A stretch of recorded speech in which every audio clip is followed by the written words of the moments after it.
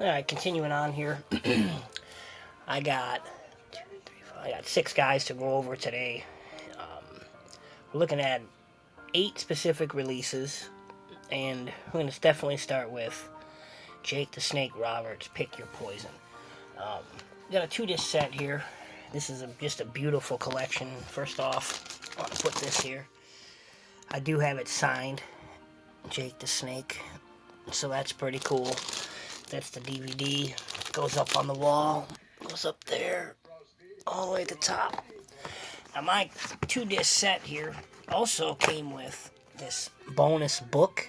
It's got 2 chapters each from Superstar Billy Graham, Jerry the King Lawler, and Classy Freddie Blassie. So it was pretty cool little, just inclusion here. Just has a couple chapters basically from about the middle of each one of these guys' books. So I did read Freddie Blassie's stuff, some of it, so it is pretty interesting stuff. But Jake the Snake, on the other hand, his stuff is just unbelievably interesting. I could literally watch everything about Jake the Snake because his story of how he got into the business, his personal life, his childhood, just everything. Drug addiction, alcoholism, just everything that you can possibly think of. Yeah, there's another one coming on, buddy, after that. Frosty the Snowman's on tonight, and Frosty Returns is on at 9:30 right after it. So, yeah, getting back into this. This documentary is actually very interesting. I think it was almost 2 hours, so it was a really good story. Everything you needed to know. But the thing is, this also went in 2005. So, there was still a lot more to go. He didn't make it to the Hall of Fame yet. He's in the Hall of Fame now. So there was a lot that still went on with Jake the Snake. This was well before he got in with DDP. And, did the resurrection of Jake Roberts. I watched that the other night on Hulu, on Tubi or something like that for free. So that was another really good story. We do get some matches here in Disc 1. You get his match against Honky Tonk Man from WrestleMania 3. You do get some good stories down here. You also get Ricky Steamboat in a Snake Pit match, Ravishing Rick Rude Awakening versus DDT match. Disc 2, we do get some another pretty good matches here. Rugged Ronnie Garvin for the World TV Championship, Georgia Championship Wrestling. You got him against Leapin' Lanny Poffo. I'm pretty sure that was his debut in WWF. I'm pretty sure that was when they brought the Snake out for the first time. Then you got him against Earthquake. It's got his classic when he attacked Macho Man with the Cobra. You get the Coal Miner's Glove against Sting. So, and then down here you get the Stairway to Hell match, Tommy Dreamer, Just Incredible, Jack Victory. So, down here you just get the classic Jake the Snake promos, Tuesday Night Titans, Superstars, Wrestling Challenge. And then you also get the cool stuff that he did with the Ultimate Warrior, setting Ultimate Warrior's feud with The Undertaker up. So, he was supposed to have a giant feud with Ultimate Warrior and be in the main event. And that was when Ultimate Warrior held Vince up. Because you see, it's in August of 91. The end of August is when SummerSlam came, and that's when Warrior was gone. Another interesting story, too, that they talk about with Jake the Snake. And lastly here, he's got three Snake Pits segments. One with Kamala, one with Junkyard Dog, and one with Hulk Hogan. He was talking about Hulk Hogan on a shoot interview. And they did a show in... I don't remember wherever it was, Rhode Island, I think he said, Providence, Rhode Island, and it was where Hogan came on the Snake Pit, and Jake was supposed to DDT Hogan, and then the crowd was supposed to, start chanting for Hogan, and it was supposed to make Jake the top heel. Well, when he DDT'd Hogan on the concrete, the crowd just ate it up, and they never cheered for Hogan. They started chanting DDT and Jake, and they just buried it right after that because there wasn't going to be anybody that was going to be go up against Hulk Hogan that was going to get cheered. It just wasn't going to happen in that day and age. And Jake the Snake was one of the first ones that actually made it happen. I would say Macho Man was definitely another one that was down there in that time. And then obviously Ultimate Warrior, who came through a little bit later. He was the one that finally got to beat Hogan clean. So, going on the Ultimate Warrior, this collection, his collection here, when we talk about something that is just so sad to watch, it was this one. I put this one in last night. This was his third one that came out just after he died.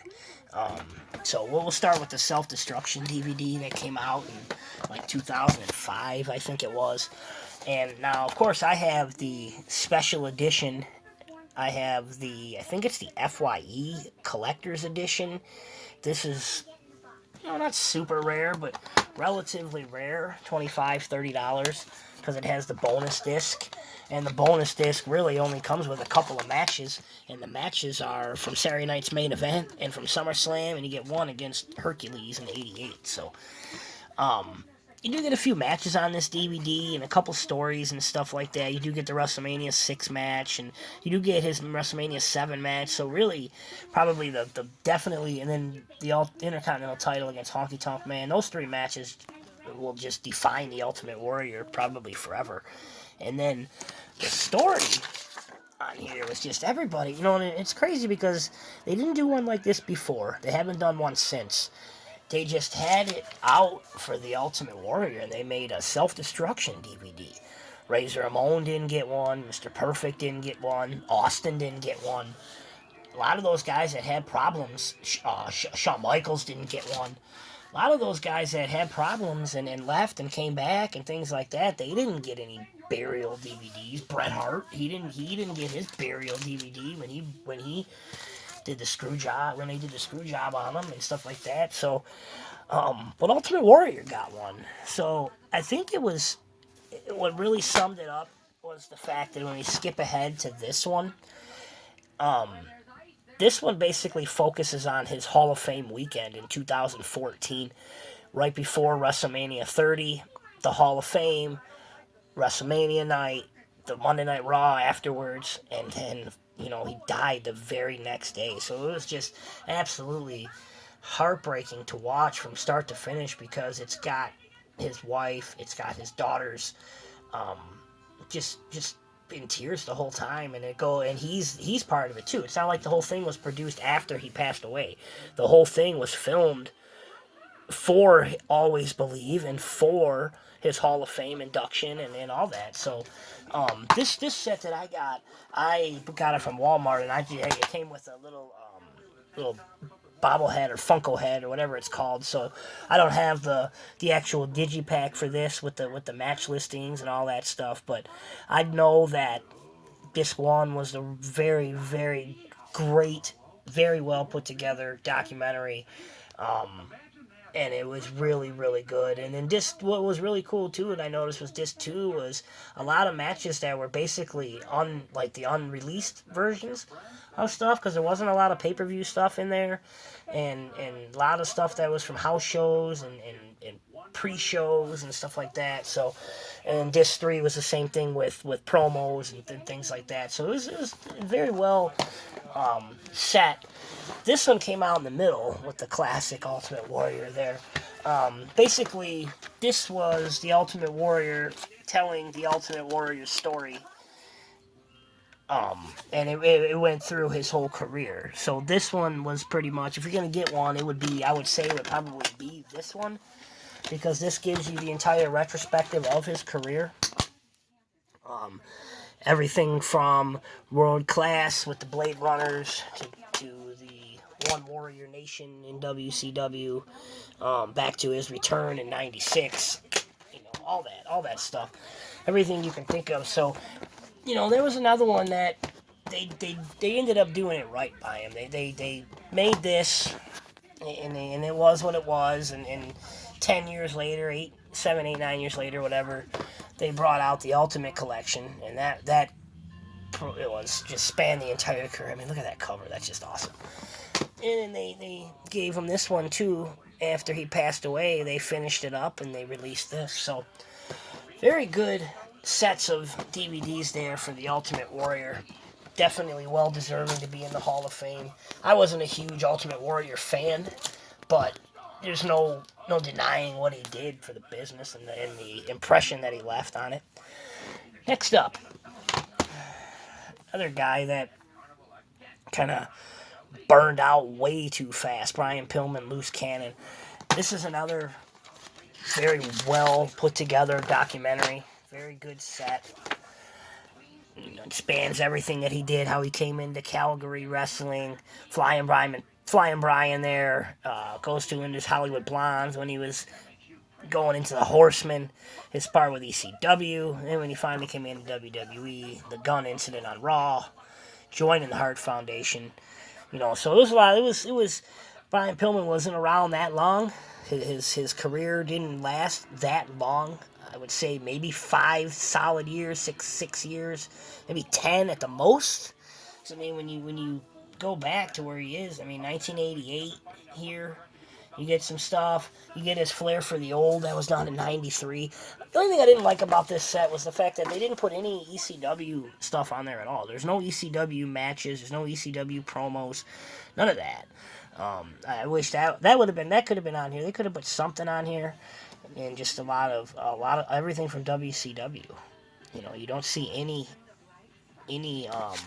WWE stuff there until we get all the way down here to '97, and he takes on Stone Cold, and you get the Canadian Stampede pay-per-view match, which was really good, with the Hart Foundation against Stone Cold, Ken Shamrock, Goldust, and Legion of Doom. Then you get the Ground Zero, and then you go all the way back here, which I'm not really sure, back to '92, when he takes on Jushin Thunder Liger. Very good cruiserweight battle, World Light Heavyweight Championship. So that was back when technical wrestling was a big deal. And Brian Pillman, the Loose Cannon, had a lot of charisma, and he could have just won a lot. He could have did a lot more. And he's just another guy that just fizzled out and burned out way too fast. Lived life on the edge and died young. And another guy that I can say pretty much the same exact story goes to Mr. Perfect. Another 2-disc set, Life and Times of Mr. Perfect. This was another beautiful set, another beautifully done documentary. Everything about this set was good. The documentary was good. Everything about how he came up, coming through Minnesota, talks about his dad. Larry the Axe Hennig. You get some matches here in 1982. So Mr. Perfect was around, obviously a little bit before Brian Pillman. So, what, Jay? What? What do you want? Why? What do you need to do? What are you doing? Jay, get in there, please. I'm almost done, okay? I only got one more. Well, he's so aggravating. Alright. Anyway, so it does got his Hall of Fame induction ceremony. It's got the rap his crap video too from WCW, which is really funny. And it's got all of his vignettes, every single one of them perfect. Billiards, golf, darts, bowling, chess, basketball, ping pong, diving. Every single one of these things that he did, he actually did. I mean, some of them took, the hole-in-one, the horseshoes, stuff like that, the darts, the bullseye, all that stuff. Some of it took a couple takes, but none of them were fake. Every single one of them, he did it. The shot that he made in billiards, the basketball full court shot, all that stuff, the diving.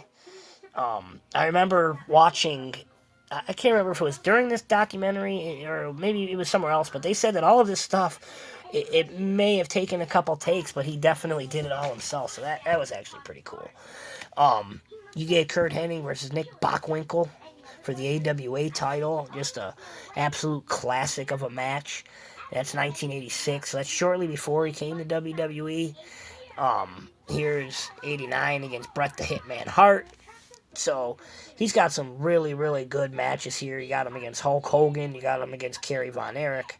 You got him a couple times against Bret Hart. He's down there 3 times against Bret Hart, it looks like, counting WCW down here. You got him against Shawn Michaels in SummerSlam. So another very good set.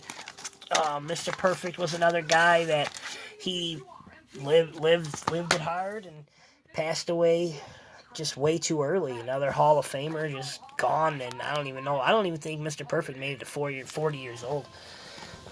Just like a lot of these guys. Lastly, now when we talk about super rarities, I'm glad that I have one here.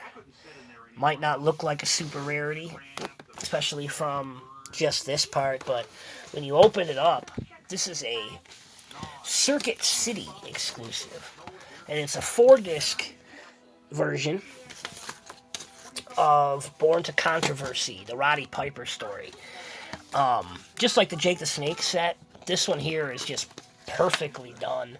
It's got his entire documentary, his entire career, all the way up into his Hall of Fame induction in 2005. So, and then you just get a ton of Roddy Piper stories all throughout. This is all in disc 1, all that stuff. You even get some matches in disc 1 going to Portland Wrestling, which that besides these, I haven't seen any matches from that on here. You get Mid-Atlantic, you get his dog collar match against Greg the Hammer Valentine at Starrcade, and then obviously his WrestleMania main event. And then it just goes through it all. It gets his boxing match in WrestleMania 2, Saturday Night's Main Event, WrestleMania 3, War to Settle the Score, WrestleMania 6, WrestleMania 8 against Bret Hart, the Intercontinental title against the Mountie at Royal Rumble, that Hollywood Backlot Brawl, WrestleMania 12 against Goldust, where he takes on Hollywood Hogan and Starrcade. So just an unbelievable amount of great matches and moments there. And then Disc 3 is all Piper's Pits. It just goes all the way down. Look at that. Just, an absolute who's who list. Andre the Giant. The Haiti Kid where they shaved his head. That was beautiful. They got where Andre challenges Hogan for the first time. You got Paul Orndorff, Bruno Sammartino, Mouth of the South, Jimmy Hart. And then just look at all that. You got Hulk Hogan. You get Hogan again. That's where he said he's going to battle Andre. These two here, I'm pretty sure. You get Brother Love, Warren Downey Jr., WrestleMania 5, so that was another good one. And then it comes out here to 2003. You get some stuff there. 2005, 2006. So yeah, just a great set there. The only thing disappointing, I'd say, with this $50 or so DVD is the bonus disc is like 12 minutes long. It's got, I think, maybe 8 or 9 Piper's Pits in it, but none of them are really worth anything to watch, but other than the fact that it's just great to watch it. Nothing major, no major storyline kind of thing on it or anything like that. And a lot of things went down on Piper's Pit, so that third disc, like I said, is just gold to me. Listening to Roddy Piper talk is just unbelievable. And then this was one of the ones that I was just waiting for last year when they released it. Getting Rowdy, the unreleased matches of Roddy Piper. This was a 2-disc set, and when you just look at all the content, and basically it's just like the rest of the unreleased stuff. You get a lot of stuff from his old school days. You get some Piper's Pits thrown in here. You just get a lot of cool stories. You get matches. Everything just like the rest of them. You get his action figures commercials, which is actually really cool. You get stuff with Piper's Pit with the Hart Foundation. You get Intercontinental Championship Tournament match, Rick D'Amato Martel. Piper's Pit with Andre. So it was just a perfect companion to that one up there, with a bunch of stuff that you just wouldn't be able to get anywhere else. It does talk about Ronda Rousey meeting Roddy Piper, and then the same deal. It just goes through, and you get some good Piper's Pits. You get some good matches that you've never seen before. You get some good promos with interviewing Mean Gene, so that Alcatraz thing when he was taking on Hogan, which was pretty cool. And then Macho Man, Hogan picks back up here again in 03 against Rikishi. 05 all the way down to 2008, 2011, 2014 Piper's Pit with the Shield. December 22nd, 2014 Piper's Pit with Rusev and Lana. So every bit of a 30-year, maybe I think it might even been more than about 30 years worth of stuff for Roddy Piper. So yeah, Roddy Piper and Jake the Snake probably, I would say, would go down as at least my two favorites as far as guys that I want to hear talking. That's for sure. Ultimate Warrior, R.I.P. Mr. Perfect, R.I.P. Ryan Pillman, R.I.P. Jake the Snake, the only one, probably the one who had the most demons out of all of them. He's the only one lasting it all. So, all right, these guys about to hit the plastic. Grab another little batch. We'll see you again later. Thanks.